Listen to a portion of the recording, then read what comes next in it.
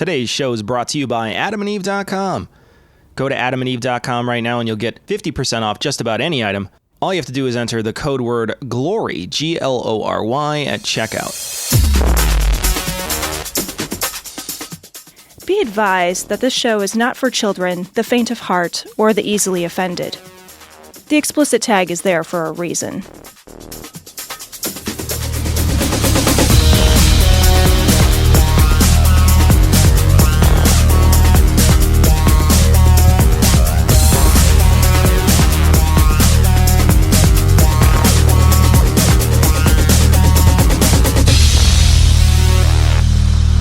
Recording live from Glory Hole Studios in Chicago. Terrible idea.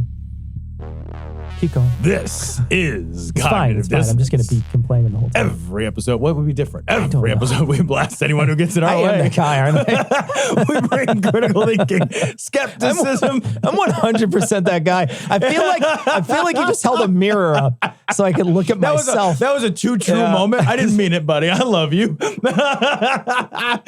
the fuck would be different if you were complaining? I guess that's true. Skepticism and irreverence to any topic that makes the news, makes it big, or makes Cecil mad. It's skeptical, it's political, and there is no welcome at. This is episode 620 of Cognitive Dissonance, and this is our drinking Negronis on air drink, buddy. This Drinking is Negronis. The fucking absolute king that Heath is. Yes. Heath, we just did a record with him on Monday where I don't know, somebody walked away. It might have been on Sunday when I was talking to him when I don't know if you were there. I don't remember because I recorded with him Sunday for a get ahead for their GAM show. And then we also recorded Monday for Citation Needed. I don't remember when he told me. He said he's drinking these Negronis and he said, I'm drinking Negronis, but instead of gin, I'm using mezcal. And I said, well, that sounds really interesting. I said, I'm going to have to go to the store and get the stuff. And he's like, here's what you need. And so he told me, right? And I put in my phone and then I never got to the store this week because I've had the worst week. You've had a bad week. You had a very shitty week. I've had literally a very shitty week. Literally a very shitty week. Yeah. It turns out when a toilet overflows in your house, it is the most expensive thing you could possibly imagine. And so I've had this awful week, but I didn't get a chance to go. But today he sent us in the mail for each of us. A Negroni mixer, fixes. a whole mixer. Yeah. With the mezcal. Yeah. And so that's what I'm drinking. I will say this. Yeah. It's not my drink. No. But cheers to Heath. Cheers to Heath. Cheers. Good for you. I like this drink. I also want to say to anybody who's listening to this podcast that this podcast is our first test ever. It is a video. So if you go to our YouTube channel, you can watch this whole podcast transpire. We are trying something new where we record a whole video and post it to YouTube, but then the podcast will still release and still be available just for everybody else as well. But it's a brand new thing that we're trying. Because Ian just will never let it go. He won't. He just literally will never let it go. Ian has this fucking idea that this is a good idea. And what's amazing is he's been wrong about every fucking idea that he's ever had. So many things. Literally, since we hired him. Since we've hired him. He's been wrong about every idea that he's had. He's like Nostradumbass. But he's like a weird bulldog about it. Like, I don't understand. Like, if I was wrong that often, I would give the fuck up. You would eventually just acquiesce a little. Do you know how I know that? Because I'm wrong so often, I usually just give the fuck up. You know what this is also, Cecil? What is it? This is the day, not that the Lord hath made, but this is the day that our hardcover book has become available. That is true. Our hardcover book was submitted today. These are, I'm going to put the camera on me so they can see. This is not for sale. This is the proof copy. But essentially the hardcover book proof copy looks great. They did a wonderful job on it. So I approved it today. So I'm guessing within like 3 days, it'll be available. So by the time this releases on Monday, you can buy the hardcover. Yeah, it'll be available. So very cool. So yeah, man. I mean, this is all the pieces. So what are the formats you can get the grand unified theory of bullshit? Formats for our book are Kindle and paperback, and you can buy those on Amazon as well as hardcover now. They're all print on demand. So I know we've gotten some message from people who were like, hey, is there a non-print a print option that is non-Amazon? And there isn't. There just isn't. No. We just don't have the cost involved for that is just, it's too high. We just don't have so we had to do it this way. But we, Tom recorded majority of the book. There's a couple of little audio pieces from Marsh and I, but Tom did the recording on the audiobook. The audiobook turned out excellent. Ian mixed it. I edited it, and it is outstanding. It is a perfect reading of this book. Every piece of it, I think, really falls together very well. You did a wonderful job, and people have been buying it. So it's available on our website right now. I submitted it to Findaway Voices, and what Findaway Voices does is it distributes it to all kinds of different audiobook sellers. So except Audible, guys. Except Audible, because Audible chews your fucking soul up and spits it out. They take everything, and Findaway Voices already takes extra amount from us anyway. Right. So you should be able to find it on all those places where audiobooks are sold that aren't Amazon, that aren't the Amazon version. So I think Nook is a place, and then there's like audiobooks.com, and it'll be on Apple and other places, and it'll be $20, but it's going to take like 30 days for everything to be there. But when it's in about 30 days, that'll be the last piece that comes out, is that piece. And right now you can get the audiobook of The Grand Unified Theory of Bullshit on our website. And we've gotten some messages like, hey, if I really just want to support you guys, which one should I buy? And that answer is clear. It's the audiobook. Audiobook. It's the audiobook. We did it all. It's all on us. We did it all. Yep. It's all on us. So we did all the work. And so you're basically paying for our labor, and no one gets a cut of that except we for get us. the cut. We get the cut. That's the cut. There is a cut that goes to the state government. We got to pay them. We got to pay the state. Got to pay the state. The state of Illinois gets their juice. And PayPal gets its juice. Right. But we get a payment out of that. That is away from everybody else. So if you're interested, that's how it is. But the book is out, and people are. I want to say too, if you bought the book, please rate it. I mean, like we would love it if you'd rate it, because all the ratings that we get, it puts it up higher in the rankings, and people can see it. There's a better chance someone else will see it. So, what if they want a signed copy? Yeah. Well, if they want a signed copy, go to our website. We're giving away. I mean, they are giveaways essentially, because you're just paying for the production. Right. We're not making any money. We're not making any money on it. But if you pay us $5, we'll send you a bookmark. It's actually going to be $7 because of shipping costs we underestimated. I'm not just pocketing the money, don't worry. But if you do catch me on a jet ski, then you know what happened, bitch. And the bookmark looks really nice. Tom, you have the bookmark there. I have the bookmark. Put the camera on Tom. And so Tom, it looks pretty good. There's the bookmark. And then if he turns it around, it's signed. You can't even see that. Can't see it. It's so overexposed. It's so overexposed. And the audio listeners can't see anything anyway at all. You can't see anything. But in any case, the bookmarks are available. You pay $5, we'll sign it, and then we'll ship it out to you. And that way you have, and if you see us in a conference in the future, which we're hoping to go to, we'll sign your book. Love to go to something someday. But you at least have something that we signed, and we're more than happy to do it. We're tickled that you would even ask us to. I mean, it's such an honor to even sign something. So it's really wonderful. But it's on our website. Go check it out. Listen, I'm not going to be able to make the game tonight. Oh, why? Well, I have to go out into the streets and scream obscenities at women that I don't even know. And then after that, I got to handwrite letters to all the Golden Girls telling them that I'm going to shit down their throats. And then after that, I got to bring these naked photos of my ex-wife to her office and show them to everyone that she works with, because she's such a bitch. It's going to take hours. Hey, we can do all of that before we go. Yeah, right. No, with the internet. Look, it's easy.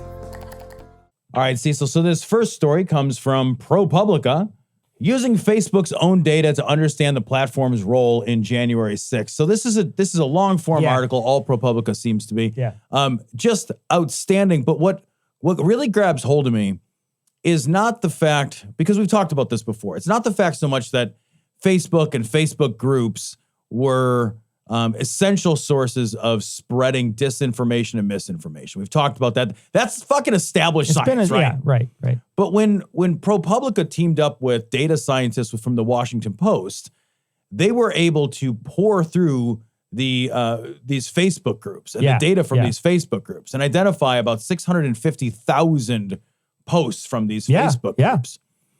And as you read this ProPublica article, and go to our site and check it out, because it's really worth reading. The thing that jumps out to me, Cecil, is this is data collection and data management and data science that can be done by ProPublica.org and Washington Post, who have vastly less resources than Meta. They used interns, man. They used interns, and they had a system, and their system was essentially to create some sort of weeding algorithm. Right. It would figure out a way to take posts that they thought were damaging politically, right? Misinformation posts. I mean, blatant misinformation posts. Just bullshit. Bullshit posts. Just straight bullshit. And they would take them and separate them out. And they aired on the side of, because they had to go through so many of them, they aired on the side of, we'll play it safe, right? They hired, meaning letting more pass, rather than less. Way more. They played it safe. So there's 650,000 is an undercount. Yeah, that's even say that at the end of the article. It's an undercount. Yeah. There's a possibility that the 650,000 posts is an undercount. And what's crazy is that they show that many of these posts happen in a span of time. And I'm going to scroll to the, I'm going to scroll. If you're watching this video, you'll be able to see it, but I'm going to describe this graph to the people who are listening. Essentially what it shows is it shows the time frame leading up to the election. So there's a line that shows the time frame leading up to the election, and you can see how many posts that Facebook was very proactive in taking down. Yeah. These are posts and groups that they were actively hunting for. And you can see these large spikes. These are huge spikes worth of data that they're just pulling down off their site. And then you come to this other part, this section in the middle that is essentially this doldrums that happens between the election and January 6th. And they went silent. And the reason why is because they're making money, man. Yeah, and lest you think anything else, on December 2nd, they disbanded their Civic Integrity Task Force team.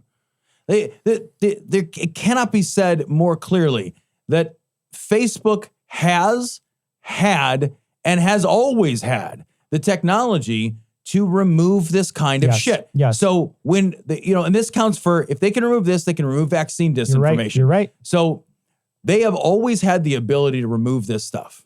They are complicit. They are blood on their hands, deaths at their door, complicit in the pandemic. Yeah. Because they are. And you will never convince me otherwise. They are absolutely complicit because, and we've said this on the show before, they've got the technology to remove a nipple. They right? Post your fucking titty. You can't put anal on there. Right. Right? Not more than 2 or 3 times. And then you get you get a 30-day ban. Hey, don't show your cock and balls. Okay, whatever. Okay, whatever. Yeah, sure. Fine. No more prolapse videos or whatever fucking horrible shit. Fucking the world is ruined. But yeah, like they've always been able to do time lapse of a prolapse. But yeah, you're right. I read an article though. Hold on real quick. Okay, I read an article. This is going to be good. I did. I read an article about like whether or not, like, because I guess there's a whole thing. I didn't know this. There's a whole like thing of like anal prolapse videos. Yikes. Where people will learn or train their bodies to prolapse on command.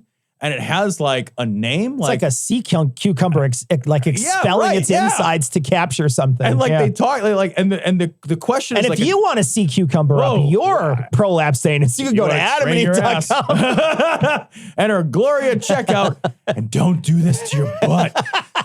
Because like the article is like which came first, like the internet or like a chicken or the egg kind of a thing. Yeah. And it's really unclear. Yeah. But like there's a gastroenterologist like, don't do that. That has to be surgically fixed. Like that's real bad for you. I wonder if it's like the clapper. I'm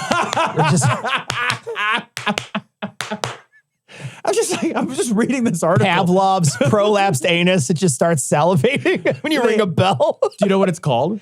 Oh, I can't. Cherry butting.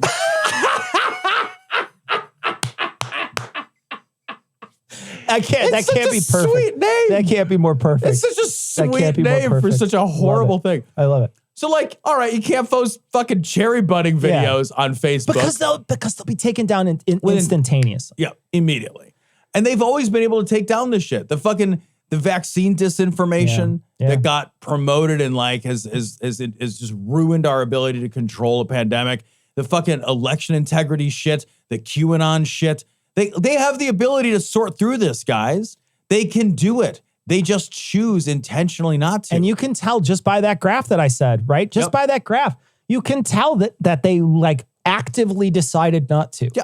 I mean, like, your motivations are clearly in front of everyone. Well, dude, if a handful of interns, a dude from the Washington Post and ProPublica can do this work because they want to do this work, then you're literally thousands of engineers. Team of engineers can fucking engineer something to make sure this doesn't happen. The fuck actually out of here. You know it's true. You know it's true. Yep. You know it can happen. And all different types of sites have this problem, right? So Reddit has this problem where there'll be like these little incel groups that'll just fucking feed off each other, and then they finally get so toxic that they either get they get muted or something. I forget exactly what they do. They I forget what it is, but they do something to basically essentially like quarantine it. And then, so you can't post to it or like you can't upvote. I'm not exactly sure how it works. And then eventually they just get banned. So like the Donald is a perfect example, right?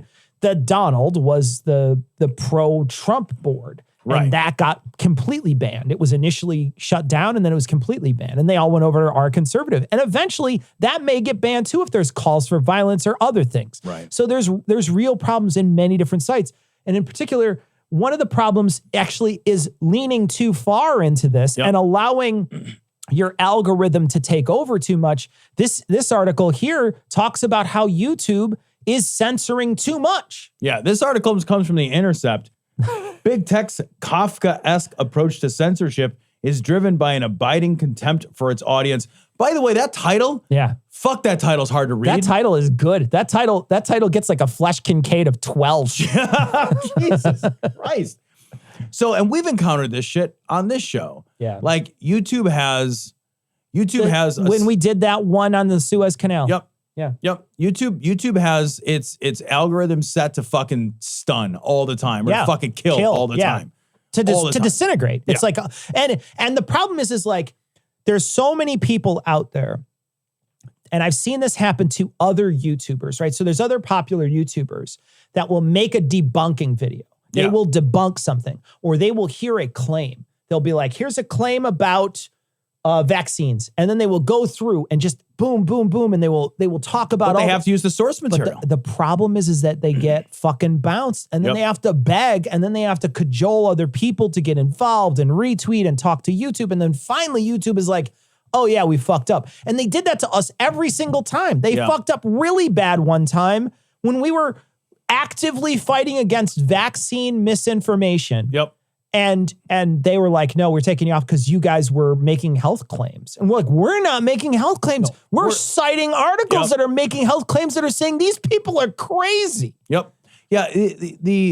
And again, YouTube has the technology to do this right. And the reason you know that, and the Intercept article does a good job of pointing this out, is they don't take down all kinds of other evil, dangerous shit. Right. So there's all kinds of other evil, dangerous, liar bullshit all over YouTube. It's full of that kind of garbage, but they basically just have the clumsiest, laziest fucking algorithm possible. Yeah. And they do it, I think, because they can. Yeah. Like, and I was thinking about this, like, why invest more resources to get it right? When, if I ban you, I don't lose anything. Yeah. Right? Like, what are you going to do about it? Literally nothing, because you didn't pay for it. You have no recourse. Where are you going to go? You're going to go to fucking some other YouTube? Yeah. Right. Yeah, right. Exactly. Like, we're going to go over to Truth Social? Yeah. Fuck you. These guys are so big that they don't have to do a good job. Yeah. What they have to do is and they do what every business does. You sell everybody the minimum thing that people will buy. Yeah. And then you staff to the minimum level. Mm-hmm. And that's what they're doing. They're letting an algorithm run it. And the problem is that when you're so indiscriminate, right? So there's two sides of this. When you're so indiscriminate that you don't do anything, you get the Facebook problem. And the Facebook problem is that everything, it's just a fucking Wild West, everything's allowed. The problem with YouTube is that they're taking down things that are saying this is terrible and here is why it's terrible, right? So they take down things in this particular article. They're taking down this guy who's basically played Trump's speech and then derided him the whole time about all the lies he tells in this speech. And then they're like, they took it down. They took it down like it stopped the steal shit. It's like he's using the source to debunk the source. And that takes away from the power of the people to stop these messages where they live. Yep. And so both sides of this, You got to have a good middle ground. This is why we're fucked, right? But this is exactly why we're fucked. It's because over here you've got Facebook where everything fucking goes, you know, except for a fucking titty or whatever. Sure. But everything goes over here on Facebook until they, you know, decide for a half a fucking minute that they're going to have civic integrity task force. And then they disband their civic integrity. God, that's like, because disgusting. you're like, oh, I guess we don't need civic integrity anymore. That's something we're just, hey guys, you know, turns out civic integrity isn't something we need anymore. We can dust off our hands. Right. Well, now that we're 100% Well, civically integrated.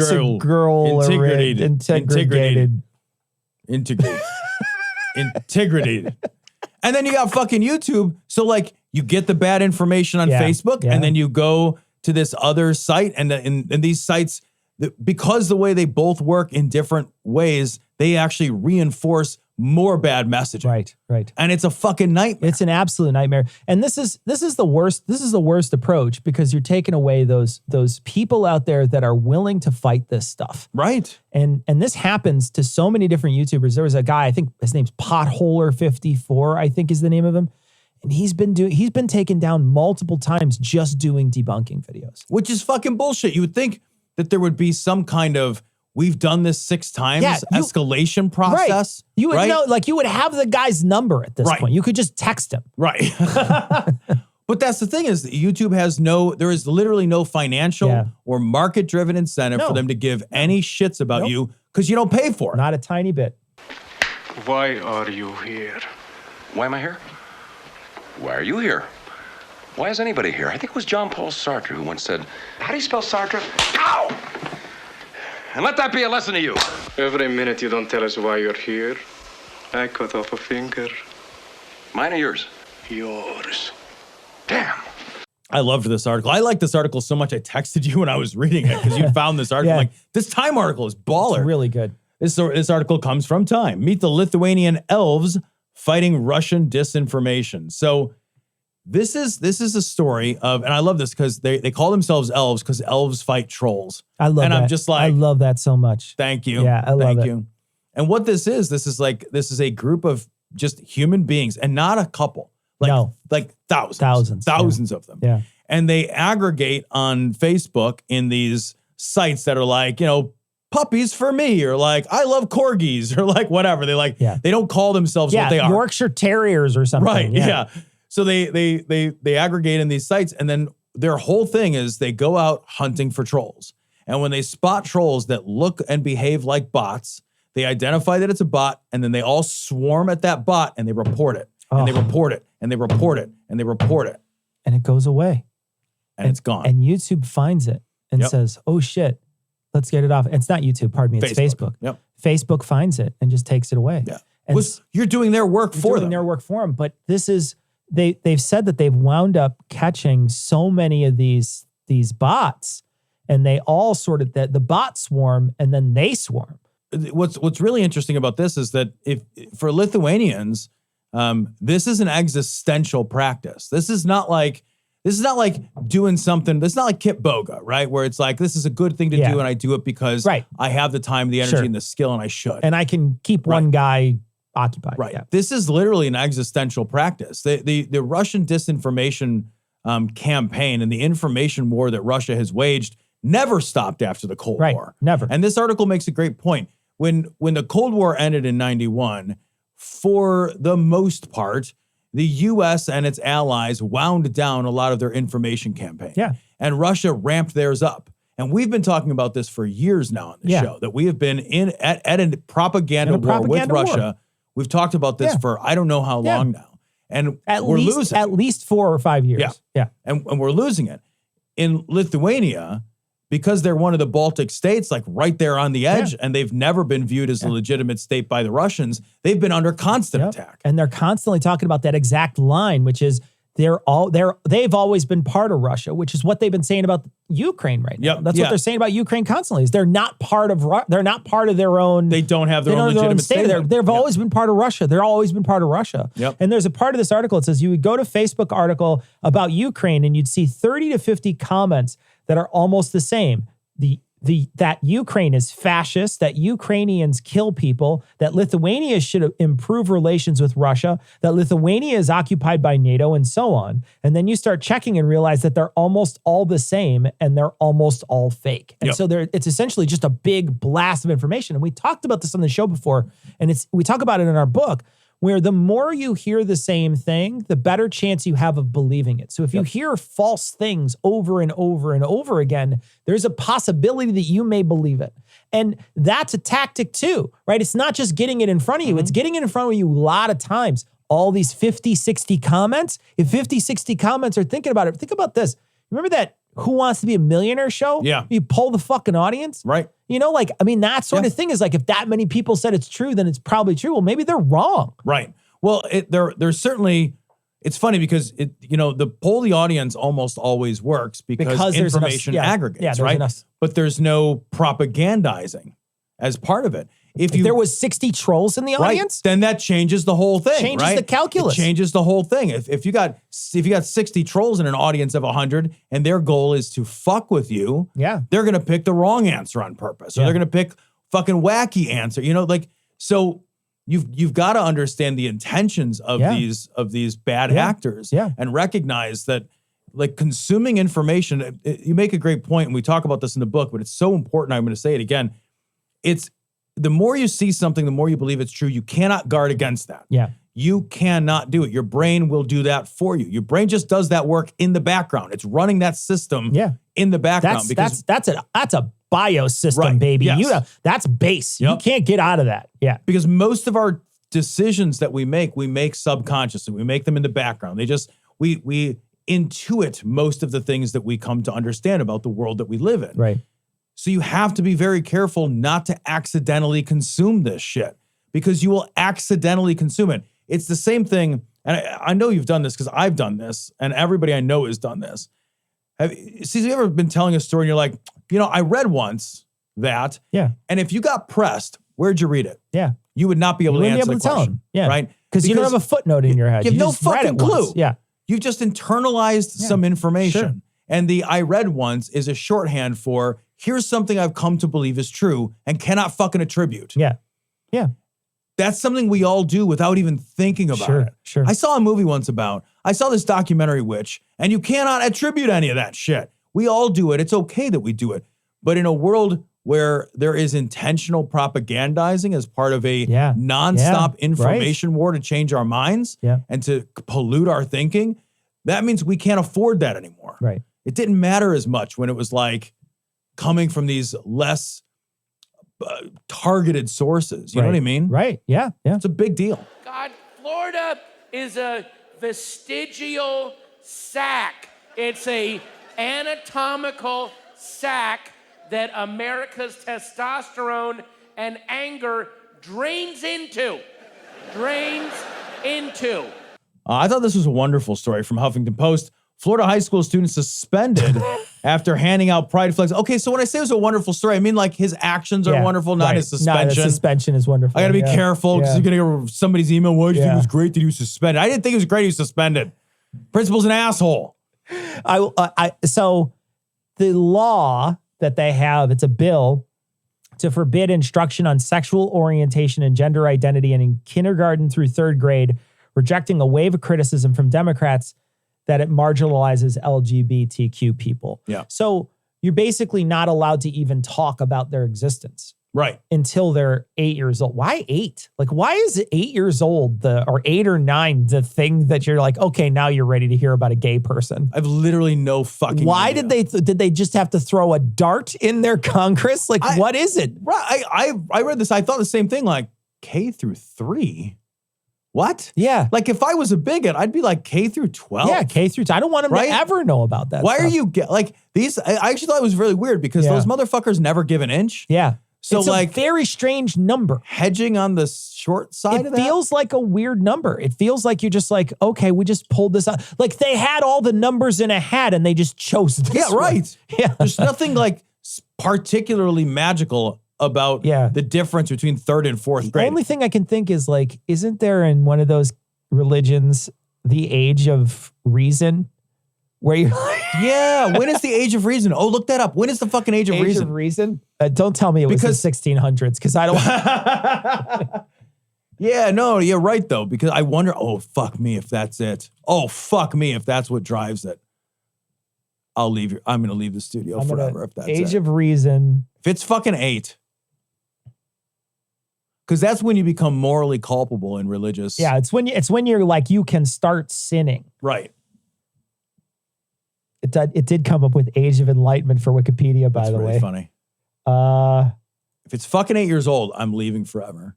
You're never coming back? No, I'm staying. Is it 8 years old? It's 7. 7 years old? I have a 7-year-old who doesn't know shit about shit. Roman Catholicism, 7 years of age at which a person is morally liable for their sins that he or she commits. What? And now this is from yourdictionary.com. I have no idea how true that is. Because when I just typed in the search for it, I can't figure it out. So I don't know. Right, without spending time on air doing it. But like, holy shit, 7? Dude, Eamon is 7. Yeah. He doesn't know shit about shit. Young man does not know shit about shit. I love him, but he's got no idea about anything. That is also the one. I bet that's the reason though. But anyway, so this poor kid wants to give away these flags. He just wants to give away flags. And he's handing out pride flags. School. Yeah. He's not an 8-year-old. He's not a 7-year-old. He's not a 6-year-old. He's a young adult in high school, and he wants to give the pride flags away. And they take him on the side and tell him, "You can't do this. What is wrong with you?" And he said, "Fuck off. I'm going to give these pride flags away." And then they take him, Tom, and they put him on administrative leave. Yeah. And my first thought was like, he's not a cop who killed somebody. I mean, come on. You are on a graded administrative leave. We still give you grades, but you don't have to come to work. They just let him, they sent him home, and he's like, he's not, and they're fighting against because they don't want to call it a suspension. They don't want to be in the fucking major news, but be calling it a suspension. But they 100% suspended this kid. Yeah, what the fuck are you talking about? It's not suspended. Can I come back to school? No, you're on administrative leave. Well, I would like to learn things at school. It's like an institute day or something. You're not allowed to come back until we all come back. And we all said you could come back, I guess. I don't know. You can't come back until you come back out of the hat. Until you pull out of practice. The number 8 out of a hat. And it's out of practice. God. Yeah, man. It's like... It's a fucking bunch of bigots, man. It's this, and it's the fucking don't ever say CRT around me again, and all these other... Florida is just becoming this... Hold your fingers as tightly into your ears and scream la, la, la. Man. Because they are the biggest fucking snowflakes in the world, Thank you. The amount, it's so funny for a group of people that fucking cannot stop fucking jerking off bald eagles to freedom.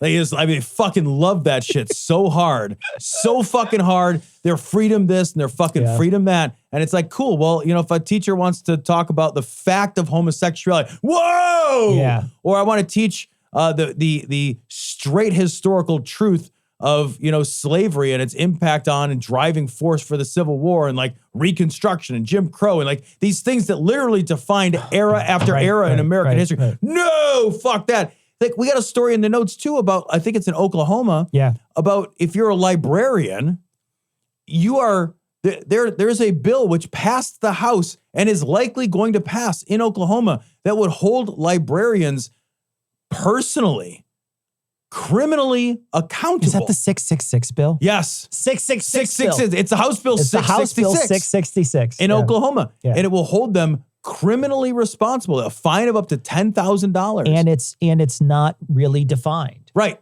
For books in the library that offend somebody's religion. Someone.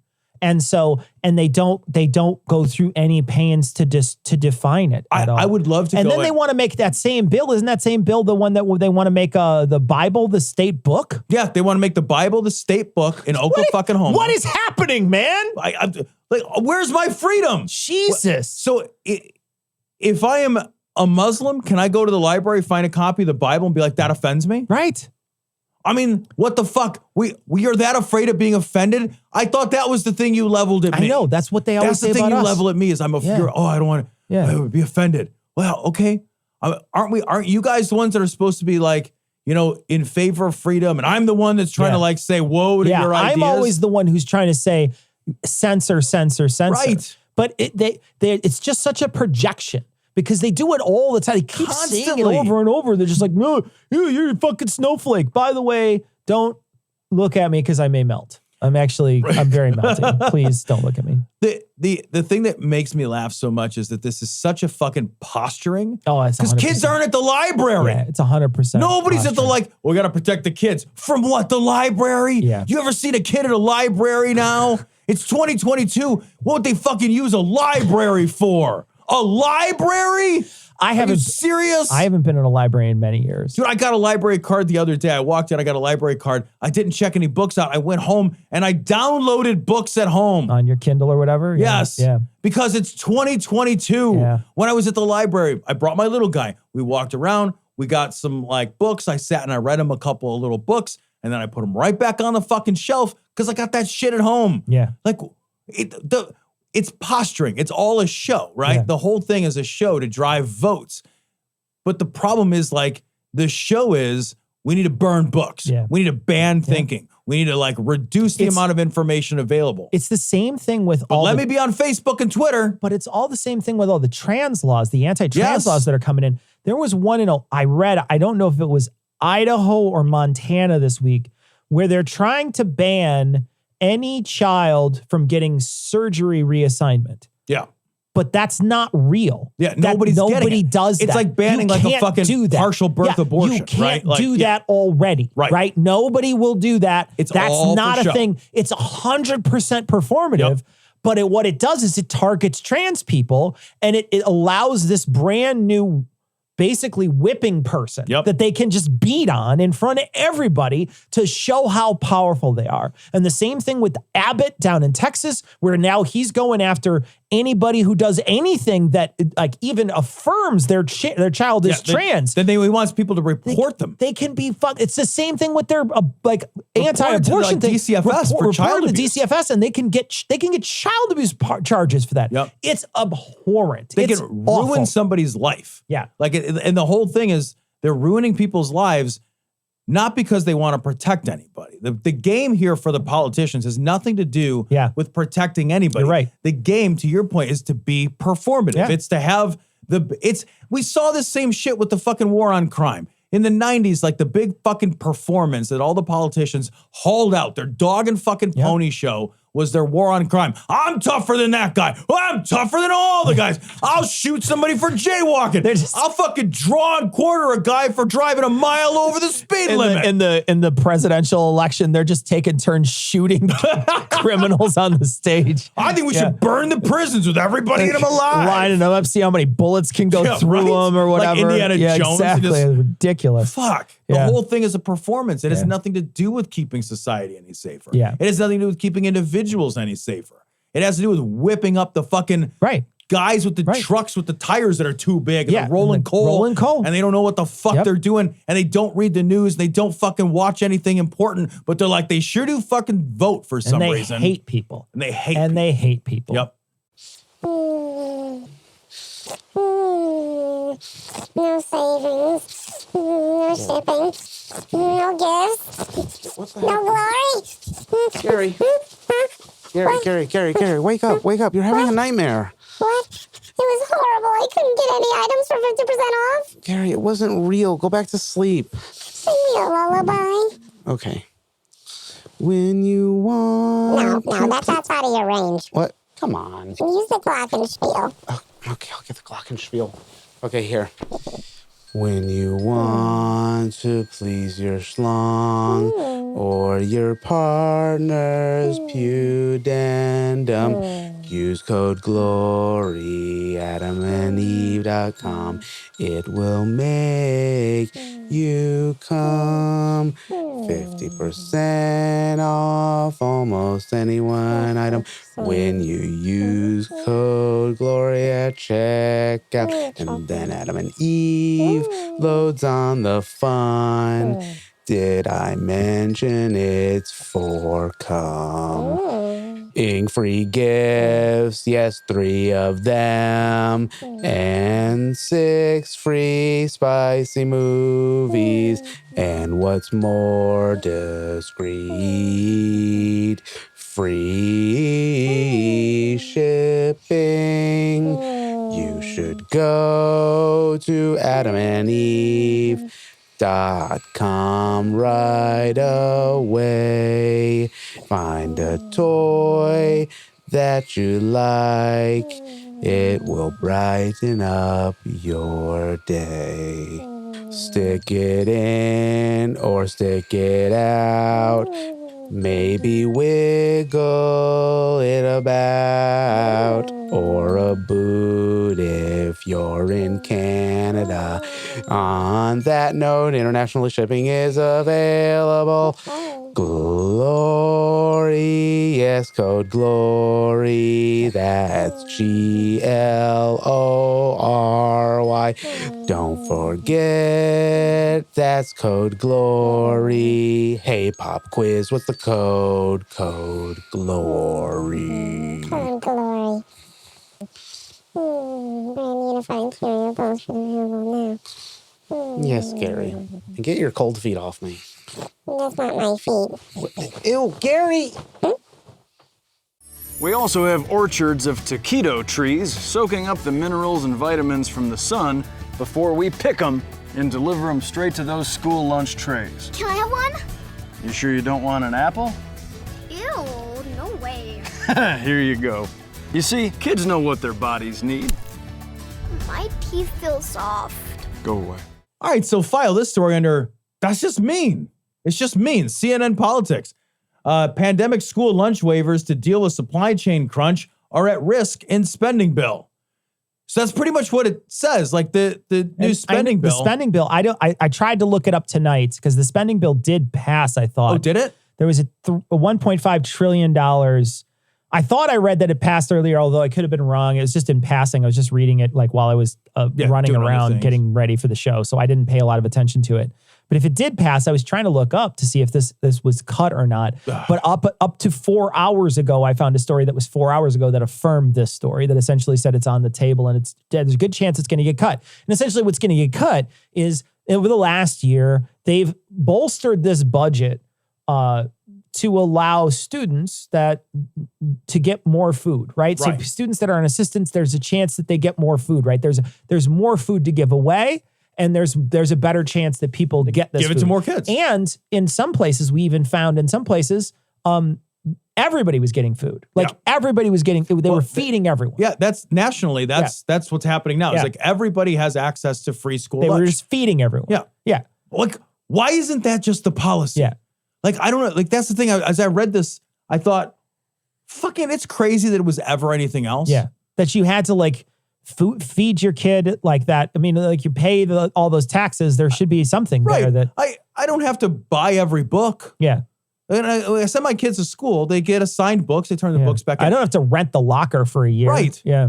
Like the fuck, you got the kids all day. Feed them. Yeah. Right. That's it. Yeah. And like whatever it costs to build that into the budget, build it into the fucking budget. Yeah. Like what world I remember we talked about this when it happened in Wisconsin, when Waukesha. Yeah, they wanted to stop it because they were upset. Just, I don't want the money. Yeah, they didn't want the money because they didn't want to spoil the kids with food. Right. And it's like, imagine having someone over to your house from 10 a.m. to 4. Wouldn't you feed them lunch? It wouldn't even occur to me to have a guest in my house that overlapped lunchtime. Could you imagine? And you just like, I hope you brought your lunch, bitch. It'd be like, you know what? We're not going to hang out for a little while. If you want to go to McDonald's, you can go get yourself some food, but I'm going to cook myself something. I'm going to make something. I don't know if you brought a sack lunch to my house. Did you bring anything? Do you have like some uncooked rice in your pocket?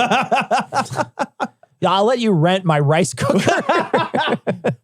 It's just fucking mean. It's just These mean. are kids. And speaking of mean, they of course mentioned Mitch McConnell, who's like the spearhead of like trying to cut this out of there. Does this guy have like a mean quota he has to fill? It's like seriously, he's like Brewster's Millions, but it's mean shit he's got to do, or else the fucking dark side turns him completely black and looks like fucking Palpatine or something. I've decided he's just a shaved Grinch. Yeah. He's seriously, somebody shaved the Grinch and elected him to Senate. Like, does he have to meet a quota? I mean, like, that's what I keep thinking is like, Does he have to wake up every day? And if he doesn't, like the Dark Lord will collect him at the end of the day if he doesn't do enough mean shit? It's like 11:58. He's running around looking for a puppy to kick. Yeah, he's just trying. He's like dumping drinks and like fucking giving people wedgie as quick as he can. He's just trying to do something. Give some guy a swirly. I don't want to go to hell.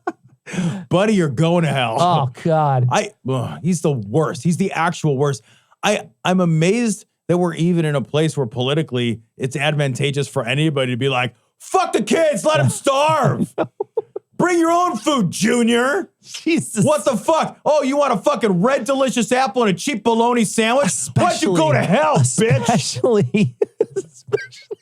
They just take the sandwich like, eat it, motherfucker, eat it. Like shove it into their mouth. It's fucking free. Now I'm going to force you to fucking eat it. Fucking slam the apple off the little kid's head. They got like a fucking Vitamix plunger. They're ramming it down a kid's throat. Throw the kid out of the way, grab the next one. You're eating now. Jesus, man. It's unbelievable. And it's so fucking, you're right. It's just so mean. It's just shitty and mean. And this is one of those things, though, that this is the place where the Republicans look and they say, we need to cut here. Yeah. There's all these other places where the budget is just, it's falling out. Like my stomach after a turkey dinner is just falling like cherry out. butter. Right? Like exactly. Exactly like that. Because we need to suck that stuff back in. That's horrible. But it's just prolapsing. Right. It's just prolapsing out. And they don't even pay attention to it. They don't look at it. Right. They don't pay it. They wave their hand over it. And then there's all this other income that could be had that they, again, don't wave at because all that income from lots of very rich people, again, gets hand waved away. They hand wave away income from the wealthy and the ultra wealthy. They wave away income that they could be collecting from churches, right? Like there's billions and billions and billions of dollars on the table. Like I read a story not that long ago about fucking like using autonomous robot dogs with machine guns to patrol the border. Sounds right. That sounds about Black Mirror. Like literally, that is a thing that they're doing. Like we're literally going to patrol the border with robot dogs that have machine guns on them. And you're like, what about feeding a fucking hungry kid? Fuck them. Build more robot dogs. One of those, if they can beat one of those robot dogs in combat, you can get a bologna sandwich. Pretty soon, school lunches will just be Thunderdome. Then just a fucking there's like the lunch lady is dressed like Tina Turner. Who runs Lunchtown? Who runs Bologna Town? Really? Oh man! Get fucking what's that guy's name on the back of the you know what I'm talking about? I don't remember. Thunderdome. He's got a fucking name. I don't know. I don't know either. Well, I was hoping you remembered the joke. I don't remember. I don't know. The joke would have been a lot better. I remember Tina Turner was in it. Tina Turner was in it. That's all I remember. Was she good or bad? She's bad. She ran Bartertown. She ran Bartertown. Yeah, she ran Bartertown. Well. Yeah, there was like a little guy on top of a bigger guy, and he had it was like they were like Russian nesting dolls. They were. Oh. Like it was more like he like drove the little big guy or something. I see. Oh, he drove the big guy. Yeah, like controlled him. I can't remember what the fucking thing. Master Blaster. Master Blaster. That's it. Okay, you want to do the joke again? No, I like it like this. Now, dude, you're a little bitch. I am not. I don't even know why I hang out with you guys. Because you're a piece of shit. I am not a piece of shit. Well, yeah, but you're a little bitch. Sure are. God damn it, man.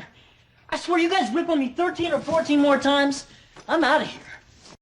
This story comes from Rolling Stone. Either Mark Meadows lived in a mobile home on a mountain. Please say that's true. Or he lied on his voter form. Please say that's true. I'm good either way. You know, I looked this up to see, because I was like, Mark Meadows. Yeah. How much money you got? How much money you think Mark Meadows has? Mike, how much do you think he has? 3.9 million. 1 million. Okay. Which is not, even Bernie Sanders is like over 3 million, right? Yeah. So, and Bernie Sanders is one of the people that you look at. You know who doesn't have a ton of money either is Mike Pence. Really? He's worth like $500,000. No kidding. In total assets. Wow. His net worth, $500,000. No kidding. Yeah, not a rich guy. Wow. Like, just not, you know. He must have had to pay Trump a lot to be vice Jesus president. Christ. Can you imagine being Mike Pence? You're back home and you're living in fucking Indiana. And you're like, well, wow. That didn't work I out. made a huge mistake. Oh, boy. You know what I Guys did? that literally want to I hang will say me. my exit interview with the January 6th commission was very difficult. That one was a tough. You got to like be packing your shit and be like, that did not go That was to a plan. tough room. Tough room. You walk out the wrong door and you literally get hanged. That is a tough room, man. But anyway, Mark Meadows basically lied on a form because there's no way to prove this, right? So the tough part is that it's so hard to prove this kind of fraud, this kind of voting fraud. But the people who live around him are basically like, yeah, man, I don't think I ever saw that dude around here. And he has to at least spend the night there, and he never did. Well, and the mobile home is a total piece of shit on top of like Skull Crusher Mountain or some fucking thing. Yeah, sure. And it's a total fucking piece of shit. And the people that own it were like, I don't think I rented it to that guy. Yeah. Like I have no record of renting it to him. Yeah. His wife came here for like a day or two, but I don't think I ever saw that guy. And the one guy who owns it now is like, man, I've done a lot of repairs on this mobile home. I don't think he would have liked it before I got to around to fixing it up. That's the thing is like, this is a... Why would you rent it? This other thing I think though too, I got to be honest, they should take every single person who is part of the staff and also in Congress and the House, and they should make them live together in like a FEMA camp in downtown DC. And then that's it. You just live in your FEMA camp. It's a FEMA camp and you have to live there. And think of how many people would not be fucking part of the government if you made them live in like fucking like shared housing or something, where you have a dorm, where you have to go back to your dorm and you share like a bunk with Nancy Pelosi or whatever. Think about how many people wouldn't do that. You would only get people who were serious about the specific thing they want to do. Alternatively, and this would solve literally no problems, but it would be amazing. But it'd be fun. And I'm okay with that. You could divide all these people up and have like a Flavor of Love style house. That would be outstanding. Like right? a Big Brother kind of house. Yes. Oh, yeah. Where they all have to do like challenges and stuff. Marjorie Taylor Greene and Ocasio-Cortez are fighting the whole time. They're like on each other's throats. Spits on the other, and the other one like claws at him and shit. Oh, man. I would watch the shit out of a fucking Live Together reality show. Of old politicians? Oh, God. Oh, God. And then you get like one person in there like Charlie One's a Republican, Rose. one's a Democrat. How will they make it in the big city together? One of these people who used to interview. So like Rachel Maddow comes in and she's the person who's constantly doing the talking to, and they have to do the confessionals. Yes. They do the videotape confession. Like when somebody, like when it's election time, the winner gets a rose or whatever, like it's The Bachelor. Oh, that'd be amazing. We need to reinvent American politics. That would be the best if it just turned into that. You know what? Like it's such fine. a farce now. The Apprentice won a couple years ago, man. It's fine. But anyway, here's the real deal with this story is that there's just a ton of projecting going on, right? All these people, whenever we find any kind of voter fraud, it's always the people on the right that are committing it. We rarely see anybody else who's doing any of this stuff. And then you get a chance to see these guys, and these guys are like big wigs, and they're even cheating the system. Yep. Yeah. The amount of voter fraud that takes place is unimportant and de minimis. Right. That's it. Right. Now, the first step in creating your MySpace page is to fill out your profile, things like your name, sex, and age. Now, with the age thing, could my child put a different age than his actual age? Yeah, I guess they could. And MySpace doesn't have a way to police that? Not really. So if my son was 45, he could say he was 15? Your son is 45? I said if he was 45. It's hypothetical. This story comes from MSN.com. The launch of Trump's Truth Social app is not going well. It is. Did you try to download it? I did not. No, I don't think you. I mean, I think you can download it, but you can't get in. But I know you can't. You can't get a login. Yeah. So I just want to read how badly this thing is going because it's just delicious. The social media platform founded by former President Donald Trump went live on 21st of January. For a time, it rose to the top of Apple's App Store, and eager downloaders were given a waitlist number for when they'd be able to start posting on it.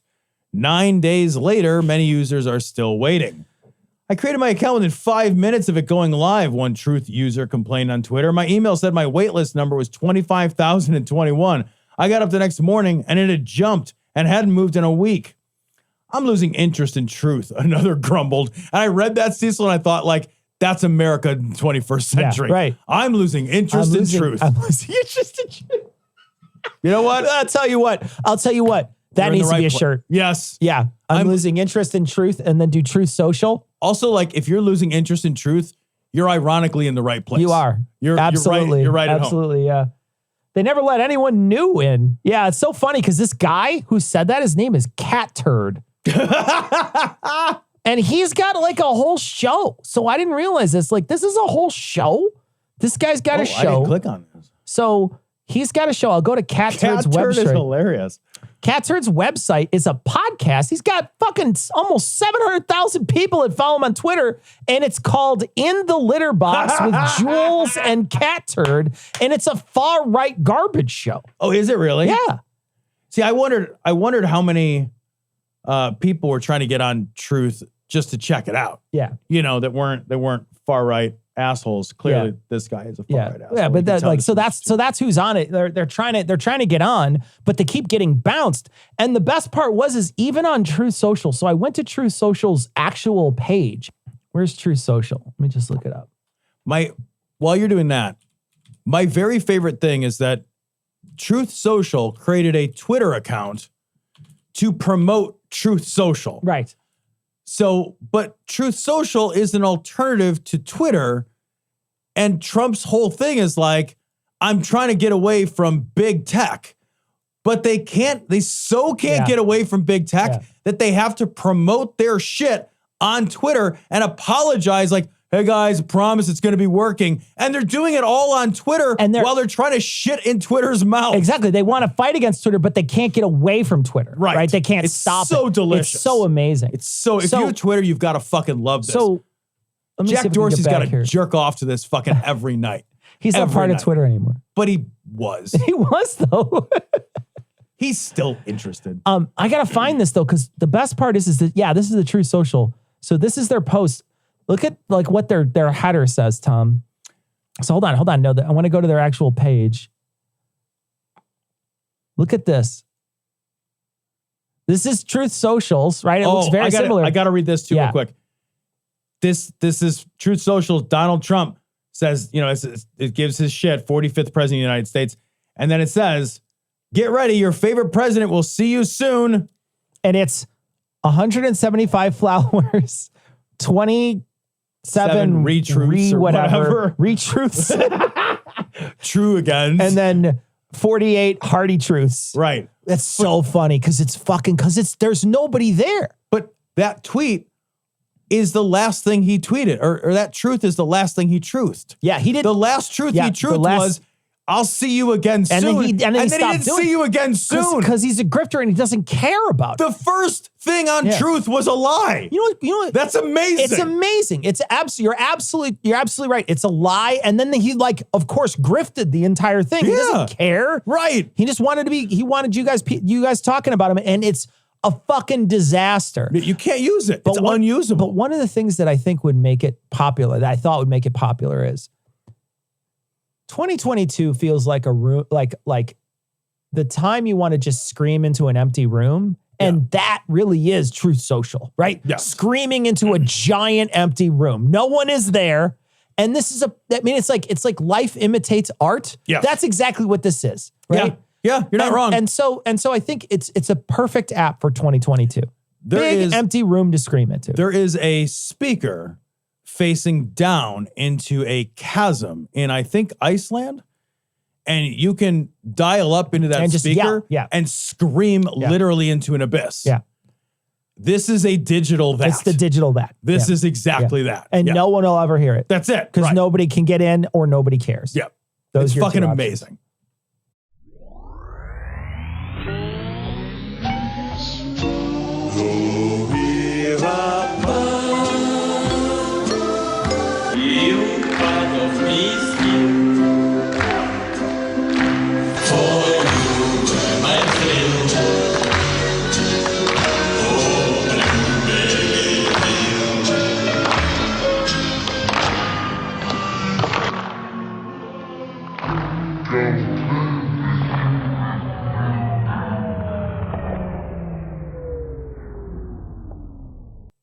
here's something I want to play for you, Tom. And I put this in the notes late.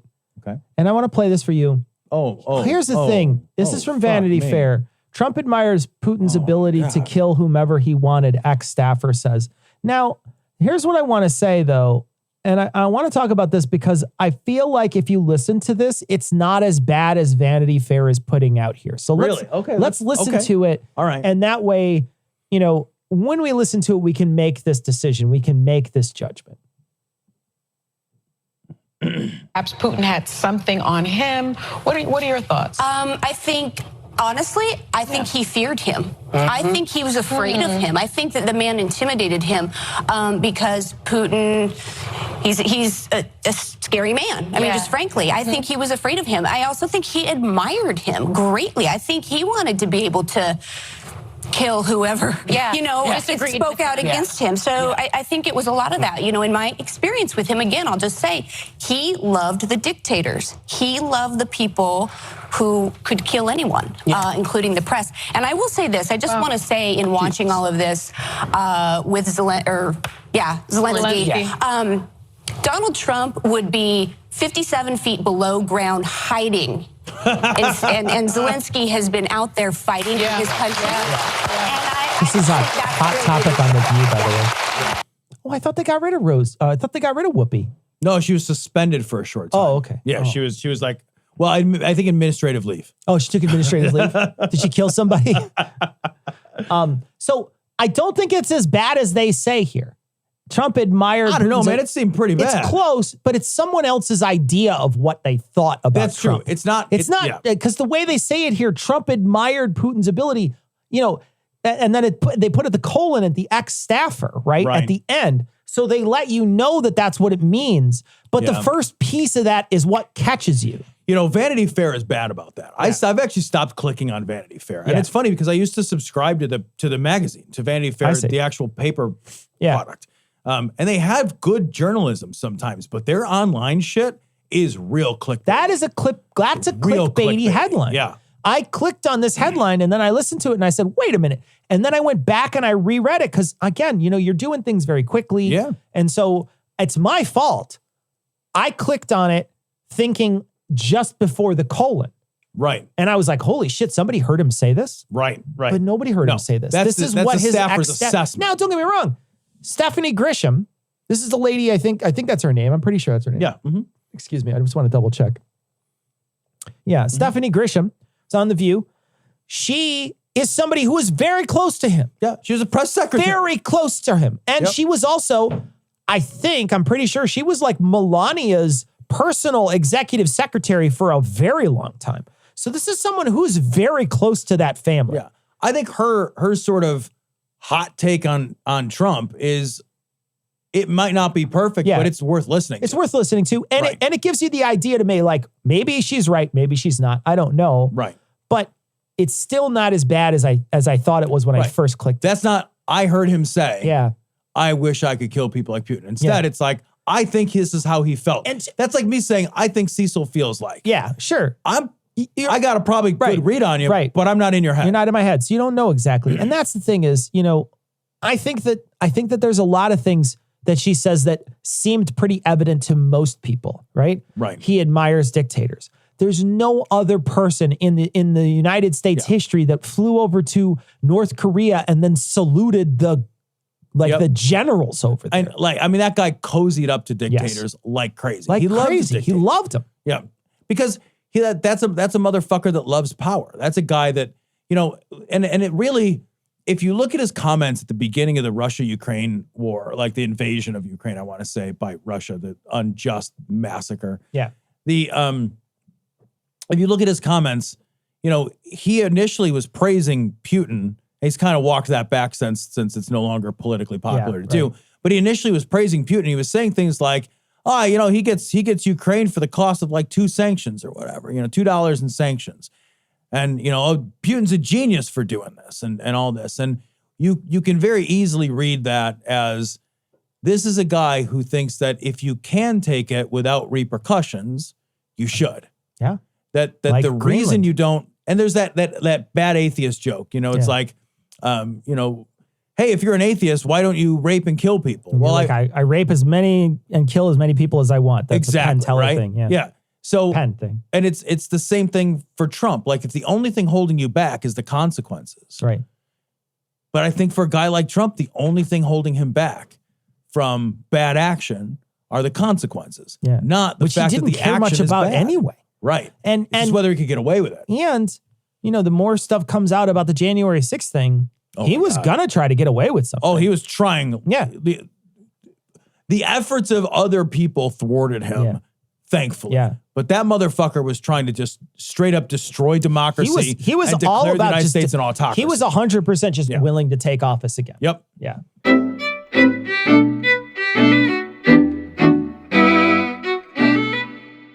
So we'd like to thank our patrons. Of course, we'd like to thank all our patrons, but we'd like to thank our newest patrons, Gustavo, Brian, Finn, Ty, and Lena, and the people who upped their pledges, Diego, Pat, and William. Thank you so much for your generous donations. We really do truly appreciate it. Another way you can help fund the show is by buying the book. What is the book called, The book is Cecil? called The Grand Unified Theory of Bullshit. And you can get it as an audiobook from our website. That's a great way to help fund the show. So, and to those who have already bought the book and rated the book, thank you so much. The book is doing very well. We're very, very glad to see everyone rate the book and it seems to be really enjoying the book. So thank you. Yeah. So we got a little bit of messages we want to talk about this week. Last week. Cecil. Was it last week on the stream or maybe it was last week on the show?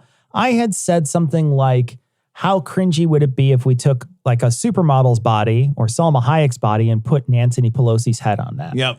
And if you want to see what that looks like, Seth sent it in. Shame on you, Seth. It's called Pelosi Hayek, and it is a fucking horror. And here's the thing, man, like that is as cringy. When you look at this and you cringe, that is how everybody on the right who looks at this and cringes should feel when they look at Trump. When they look at the fucking when they look at Trump Rambo Stallone shit. Yeah, that's how you should feel. That is cringy as fuck. Terrible. It's so cringy and weird, and you should feel ashamed. Seth, thanks for sending it in. We're going to post it on this week's show notes. A couple of different messages from people. Lucy sends in this message. Free Flow this last weekend down in Florida, a Free Thought Convention. Looks like a great time. Noah was there to give a talk, and some people brought our book, and they had Noah sign it, and Noah has crossed out so Tom's funny. name. Look at that. And he has signed it right, and he's smiling right That's so along with it. great. He's got a big smile on his face too, which is great. This one's from Lucy, and she sent a picture in. That's awesome. Take that, me. So funny. We got a message, and this is from, well, the person named their name is, I take umbrage with Cecil's referendum on roasting vegetables. Okay. But they said that Democrat Marcus Flowers is the one who is running against MTG in Georgia. So if anybody was thinking about spending any kind of money on any kind of races and you really hate some people, because I did this. Like last time during the big things that were happening, there was 3 or 4 people across the country where I thought they have a chance. Yep. I'm going to donate to their opponent. Yep. And I did in a couple of different races. And then I also helped with you to create a whole fundraiser for 2 of them after the runoff. But specifically before that, there was 4 or 5 ones that I donated to I donated to what's the lady in Maine? Susan Collins. Susan Collins. I donated against, even though I figured she probably was going to win. Yeah. I still was I spite donated. Yep. And I donated to Lindsey Graham. Spite donated to Lindsey Graham's opponent. And I did it to Mitch McConnell's. These weren't large amounts, but there was a couple across the country that I saw. I was like, this one's tight. Right. And I threw a little in. I have no idea how tight this race will be, but if you hate Marjorie Taylor Greene, this might be something you want to throw your money at. Marcus Flowers is the Democrat, according to I Take Umbrage with Cecil's referendum on roasting vegetables. And if you don't hate Marjorie Taylor Greene, why? Yeah. Why not? No, you should really start. We got a message. This is from James, and James also had Noah sign the book.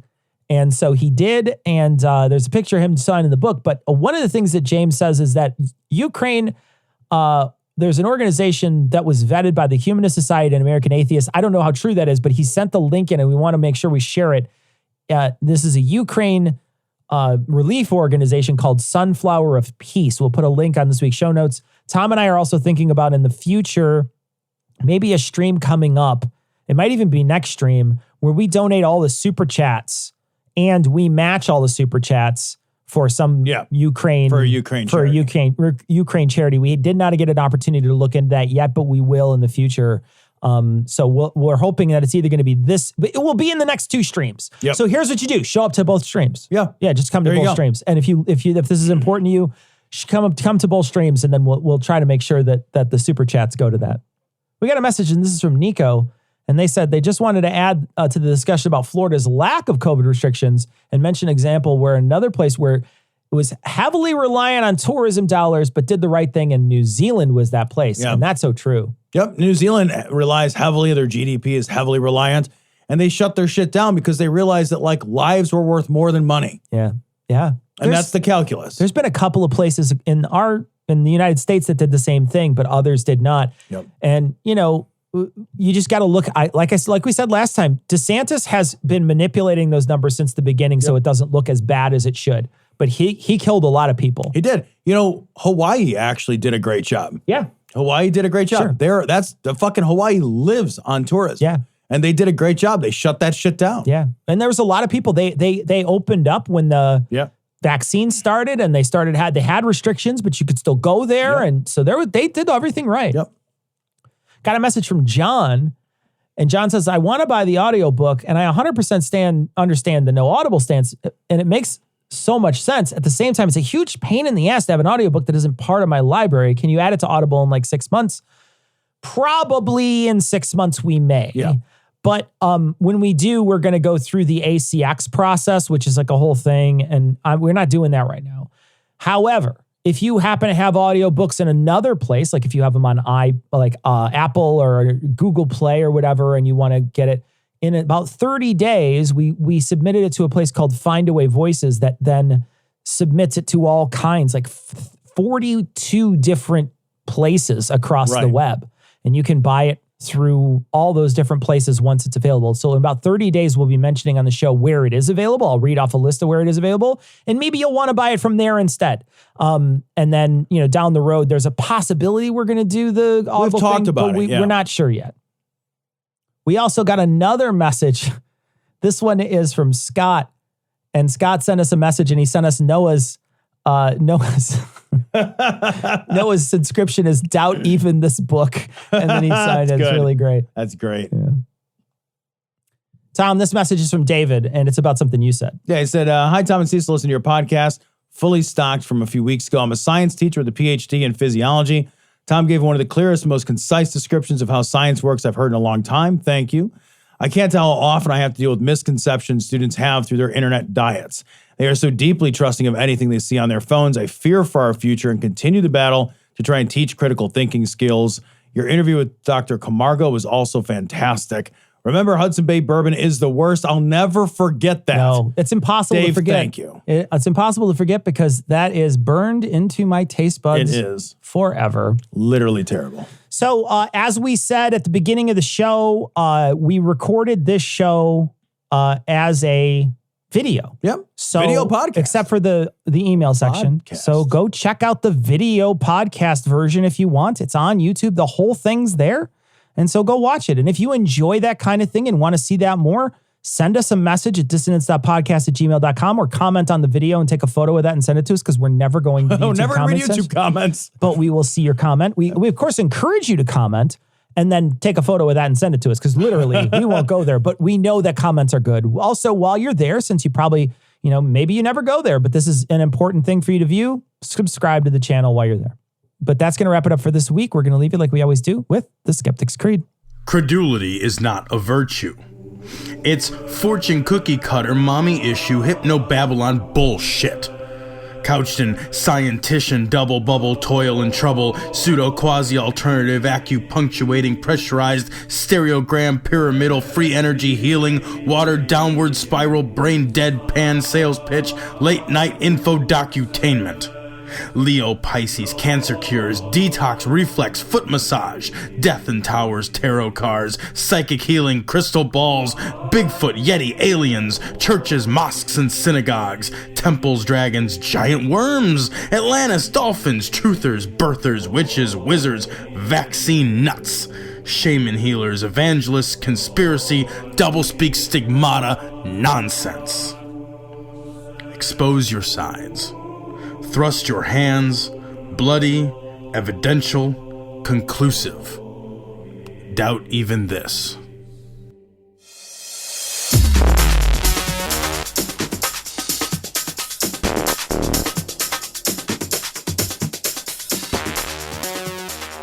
The opinions and information provided on this podcast are intended for entertainment purposes only. All opinions are solely that of Glory Hole Studios, LLC. Cognitive Dissonance makes no representations as to accuracy, completeness, currentness, suitability, or validity of any information, and will not be liable for any errors, damages, or butthurt arising from consumption. All information is provided on an as-is basis. No refunds. Produced in association with the local Dairy Council and viewers like you.